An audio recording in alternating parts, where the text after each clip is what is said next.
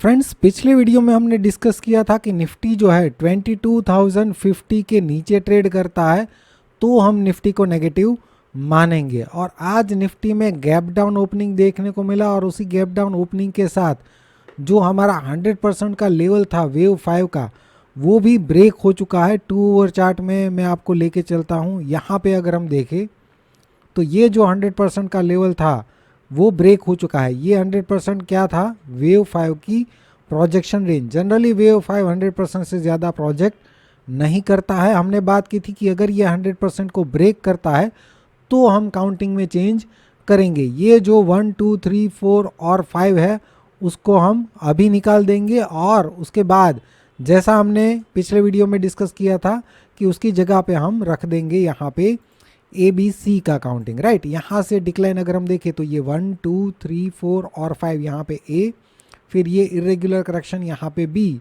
और ये डिक्लाइन जो है वो सी यहाँ पे या तो कंप्लीट हो चुका है या अभी भी चल रहा है। और 100 to 123% की रेंज जनरली वेव सी की होती है, तो इस रेंज में वेव सी कंप्लीट कर सकता है। अब वेव सी जब कंप्लीट करेगा तो वो वेव सी का 23 to 38% हम निकालेंगे। यहाँ से ये रिट्रेसमेंट हम निकालेंगे, राइट। ये अभी मैं एग्जैक्ट नहीं रख रहा हूँ, थोड़ा सा इसमें चेंज आ सकता है, तो आप अपने हिसाब से इसको कोऑर्डिनेट कर सकते हैं। अभी के हिसाब से अप्रॉक्सीमेटली रेंज क्या आ रही है? 22,397 से लेके 22,666। ये जो है इमीडिएट रेजिस्टेंस रेंज है निफ्टी के लिए।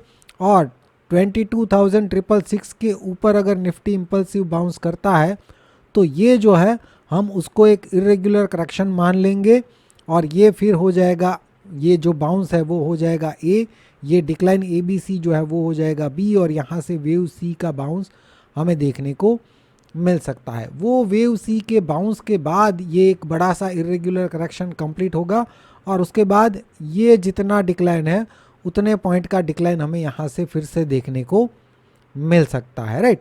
सबसे पहले तो यहाँ से इस रेंज में से बाउंस की अपॉर्चुनिटी को देखेंगे। यहाँ से बाउंस कर सकता है, ये जितने पॉइंट का बाउंस है ये 1600 पॉइंट है मेरे ख्याल से, तो 1600 पॉइंट के आसपास का बाउंस हमें देखने को मिल सकता है। और उसके बाद ये जितने पॉइंट का डिक्लाइन है उतने पॉइंट का डिक्लाइन फिर से देखने को मिल सकता है। ये हो गई बहुत ही आने वाले टाइम की बात। अभी इसमें इमीडिएट मूव की बात कर लेते हैं। सबसे पहले तो वेव सी का जो डिक्लाइन है वो 23,807 से जो शुरू हुआ है वो कंप्लीट हुआ है कि नहीं, उसके लिए हम देख लेते हैं उसको यहाँ पे।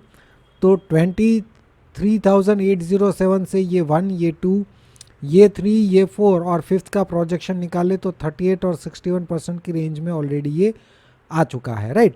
अब वहाँ पे भी ये वेव 5 यहाँ से जो शुरू हुआ है 22,613 से जो डिक्लाइन शुरू हुआ है उसको भी हम स्मॉलर टाइम फ्रेम में देख लेते हैं। यहाँ पे अगर हम देखें स्मॉलर टाइम फ्रेम में 22,613 से, राइट, तो ये काउंटिंग भी हमने किया हुआ था। ये 1, ये 2, ये 3, ये 4 और 5th का प्रोजेक्शन अगर हम निकाले तो ये 38 और 61% की रेंज में ये भी ऑलरेडी आ चुका है। अभी इसके नीचे इसने लो लगाया है, लेकिन ये डिक्लाइन जो है लास्ट वाला डिक्लाइन वो 3 वेव का लग रहा है, इसीलिए जो हमने यहाँ से रिट्रेसमेंट निकाला था पिछले वीडियो में उसको हम चेंज नहीं कर रहे हैं। अगर यहाँ से बाउंस करता है तो ये अभी भी रेजिस्टेंस रेंज की तरह ही काम करेगा। जब तक 22,237 के ऊपर ट्रेड नहीं करता तब तक एक और डिक्लाइन की पॉसिबिलिटी बन सकती है। इमीडिएट मूव के लिए अगर नीचे के सपोर्ट की बात करें, ये तो हो गई रेजिस्टेंस की बात। नीचे की तरफ अगर हम देखें तो इस बाउंस का रिट्रेसमेंट 50 to 70%, इसको अभी भी सपोर्ट की तरह देख सकते हैं, यानी कि 22,034 से लेके 22,006, राइट। तो ये रेंज अभी भी सपोर्ट की तरह काम कर सकती है। इसका मतलब ये हुआ कि 22,006 के नीचे अगर ट्रेड करता है तो ही निफ्टी को हम नेगेटिव मानेंगे। इमीडिएट मूव की बात कर रहा हूँ। अगर इस रेंज में सपोर्ट लेता है तो एक बार फिर से यहाँ पे बाउंस हमें देखने को मिल सकता है, और यहाँ पे बाउंस आता है तो ये अभी भी रेजिस्टेंस रेंज की तरह काम कर सकता है। इसके ऊपर ट्रेड करता है तो हम निफ्टी को पॉजिटिव मानेंगे।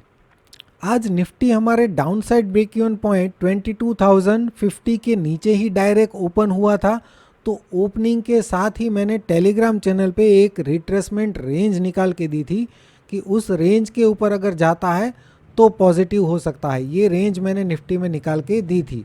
अब उस रेंज के ऊपर गया, लेकिन पैटर्न जो है वो कॉन्फिडेंट वाली नहीं लग रही थी, इसीलिए हमने कुछ भी नहीं किया था। लेकिन उसके बाद यहाँ पे 2:26 में मैंने एक बैंक निफ्टी का ट्रेड शेयर किया था, जो यहाँ पे मैंने एक पुट बाय किया हुआ था। वो मैंने उसका स्क्रीनशॉट लेके स्टेप बाय स्टेप उस ट्रेड को किस तरीके से मैनेज किया वो भी यहाँ पे मैंने शेयर किया था। मैंने यहाँ पे ये भी समझाया था कि क्यों यहाँ पे मैंने वो पुट खरीदा था, क्योंकि यहाँ से बैंक निफ्टी में जो बाउंस था वो 3 वेव बाउंस लग रहा था, 100 to 123% की रेंज में भी आया था।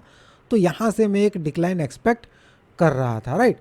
तो वो भी हमने यहाँ पे स्टेप बाय स्टेप समझाने की कोशिश की, किस तरीके से उसको ट्रेल किया। और यहाँ पे अगर आप देखें चार्ट पे, तो यहाँ पे हमारा बाइंग था और यहाँ से कैप्चर करने के बाद यहाँ पे कुछ बुकिंग किया और फिर बाकी को इसके नीचे ट्रेल कर दिया था, और यहाँ पे ट्रेल स्टॉप लॉस जो है वो हमारा हिट हो चुका था। तो फ्रेंड्स, कहने का मतलब ये है कि जब मार्केट हमारे हिसाब से मूव नहीं कर रहा है, जैसे हमने सोचा था कल के वीडियो में, उस तरीके से नहीं था, ये डायरेक्ट गैप डाउन ओपनिंग था, तो हमने काफ़ी टाइम लिया, मार्केट को समझा, और उसके बाद जहाँ पे हमें एक ट्रेड की अपॉर्चुनिटी मिली वहाँ पे हमें ट्रेड किया। और फ्रेंड्स, रेगुलर अपडेट्स के लिए यूट्यूब चैनल को सब्सक्राइब कर लीजिए, और लाइव मार्केट में अपडेट चाहते हैं तो टेलीग्राम चैनल का लिंक आपको डिस्क्रिप्शन में मिल जाएगा।